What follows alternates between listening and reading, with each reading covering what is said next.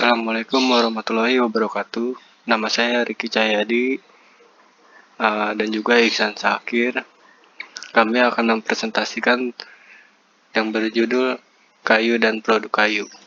Oke, langsung saja. Konsep materi. 1. Deskripsi dan sejarah kayu. 2. Struktur dan karakteristik kayu. 3. Sifat dan klasifikasi kayu. 4. Pengolahan dan pengembangan teknologi produk kayu.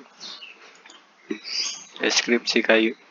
Kayu adalah bagian batang atau cabang atau ranting tumbuhan yang mengeras akibat proses lignifikasi atau pengayunan secara alami. Kayu terbentuk akibat akumulasi selulosa dan lignin pada bagian dinding sel berbagi jaringan pada batang pohon.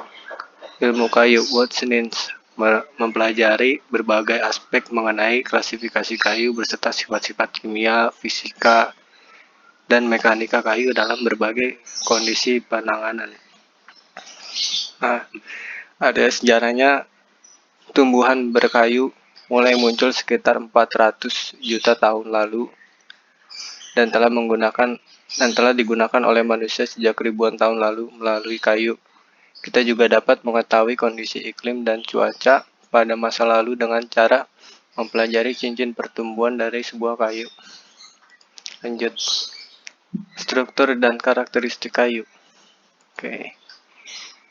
Nah, batang pohon yang dipotong melintang akan memperlihatkan bagian-bagian kayu yang kerap kali berbeda warna. Bagian terdalam adalah ampulur yang lunak. Lalu bagian luar adalah kayu teras, kayu gubal, dan terakhir adalah pepagan atau kulit kayu. Bagian percabangan akan memperlihatkan pola khusus yang biasa disebut sebagai mata kayu. Nah, ini contohnya seperti gambar di samping. Ya. Oke, lanjut. Karakteristik kayu. Karakteristik kayu dipengaruhi oleh beberapa hal, antara lain spesies dan genetik tumbuhan atau pohon, lalu habitat alami buatan, lalu iklim, cahaya matahari, air, kelembapan, suhu tanah. Nah, ini contohnya. Ini yang pohon buatan, yang di atas ini adalah pohon-pohon alami. Oke. Sifat-sifat dan klasifikasi kayu. Sifat-sifat kayu dengan sifat jenis pohon yang menghasilkannya. Kerapatan densitas kayu bervariasi menurut spesiesnya dan menentukan kekuatan dan keawetan kayu tersebut. Lanjut. Nah, ini ada beberapa sifat. Salah satunya ini sifat mekanik kayu, kekuatan tarik, kekuatan tekan, keteguhan geser, kelenturan atau kelengkungan, kekuatan belah. Adapun juga sifat fisik kayu. Ini contohnya. Berat jenis, keawetan, warna, tekstur, arah serat, kesan raba, bau dan rasa, nilai dekoratif, mikroskopis, sifat kayu terhadap suara, daya hantar panas, daya hantar listrik, kadar air. Lanjut. Klasifikasi kayu. Klasifikasi kayu berdasarkan struktur kayu lunak dan kayu keras. Setiap spesies pohon yang menghasilkan kayu memiliki sifat-sifat tersendiri. Keratapan atau densitas kayu adalah hal yang menentukan kekuatan atau kekerasan sebuah kayu. Misalnya, kayu mahoni dan jati yang memiliki keratapan sedang hingga tinggi, sehingga dapat digunakan sebagai bahan furnitur dan konstruksi bangunan. Namun ada beberapa kayu dadap dan kapuk atau randu yang memiliki keratapan rendah sehingga hanya cocok untuk keperluan ringan seperti bagisting yang tidak memerlukan kekuatan tinggi dan keawetan yang tahan lama. Oke. Ini klasifikasi kayu. Kelas kuat kayu. Sifat kelas kuat kayu ini adalah berbanding lurus dengan berat jenis kayu. Maksudnya adalah kayu yang mempunyai berat jenis yang besar biasanya mempunyai kelas kuat yang besar pula. Keterangan mengenai kelas kuat kayu dicantum di belakang berat jenis kayu yang menggunakan angka Romawi. Ini contohnya ya. Kelas 1, kelas 2, kelas 3, kelas 4, dan kelas 5. Oke. Nah, kelas awet kayu. Keawetan kayu dibagi menjadi 5 kelas awet berdasarkan perkiraan lama pemakaian kayu pada bagian keadaan serta perkiraan ketahanannya terhadap serangan serangga. Nah, ini contohnya ya, ada di tabel. Oke. Lalu selanjutnya adalah pengolahan dan pengembangan produk kayu.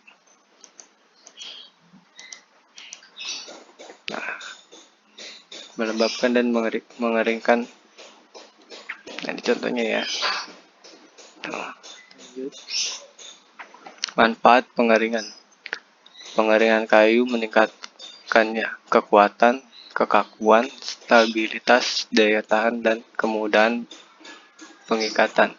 Ini idealnya dikeringkan sampai kadar air dalam keseimbangan dengan lingkungan layanannya. Jadi sebelum diolah kita dikeringkan dulu tuh, masuknya dalam proses. Oke. Kayu menyusut sehingga mengering. Ini penyusutan pada tingkat yang berbeda ke arah yang berbeda. Setelah kering akan mengembang dan berkonstruksi agar berada dalam kesetimbangan. Ini contohnya yang ada di gambar ya. Oke. Lalu produk kayu. Kayu tersedia dalam berbagai macam produk dan spesies termasuk kayu gergaji, cetakan dan laminasi, padat, lapisan, kayu lapis, dan panel kayu. Produk kayu. Ini contohnya untuk kayu gergajian ya. Jadi dia lebih rata gitu. Lalu ada cetakan, modeling. Nah, ini biasanya buat kerajinan tangan nih. Lalu ada kayu lapis. Kayu lapis ini biasanya prosesnya dia pakai ini ada serbuk kayu.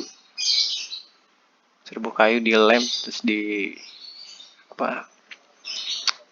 dicetak juga ini. Lalu ada yang terakhir panel.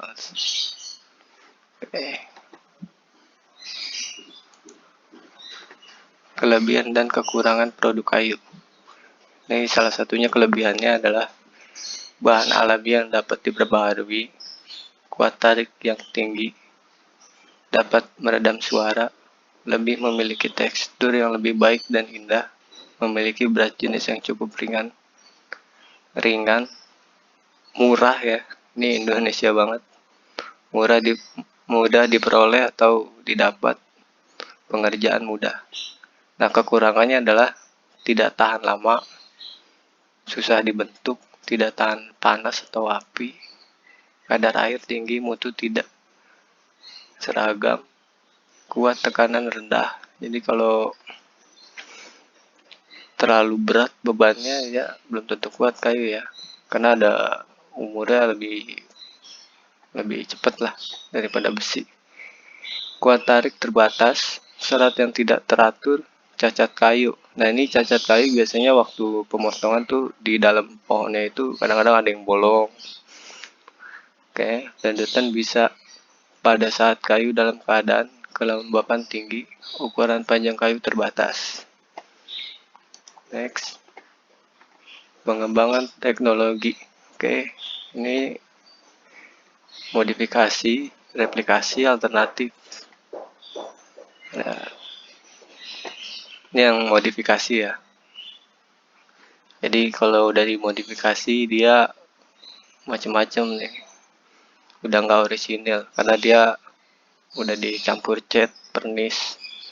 Jadi lebih menarik tapi menghilangkan nilai orisinilnya lah. Lanjut, teknologi replikasi. Nah, ini contohnya nih. Sudah bisa dipakai buat jadi kebutuhan ya. dimodif juga nih. Oke,